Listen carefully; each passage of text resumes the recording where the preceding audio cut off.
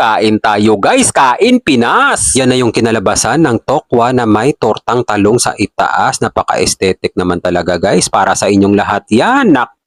Napakasarap naman talaga ng combination guys. Malasa ang tortang talong. Medyo maalat siya tapos makreamy dahil yan sa combination ng talong tsaka itlog. Yung pagkamaalat niya balance lang kapag nailagay mo sa itaas ng tokwa dahil maasim-asim yung tokwa, nagbabalance yung pagkamaalat niya guys. Napakasarap naman talaga. Para sa akin guys, perfect ang pagka-combination nila. Try nyo to guys ha. Napakasarap. Lutuin nyo na agad. Bibigyan ko na kayo ng pamalakasan guys. Perfect bite pang commercial. Tortang talong ilagay lang natin sa itaas ng kanin na mainit. Saka natin palahin ng kutsara. Tingnan nyo naman guys kung gaano kalaki yan. Iwan ko na lang kung kakasya sa bunganga ko to. Nako, pilitin natin. Nako guys, hindi nga kumasya sa bunganga ko kaya ginawa ko 2 subo na. Kayo naman ang sumigaw ng masarap guys.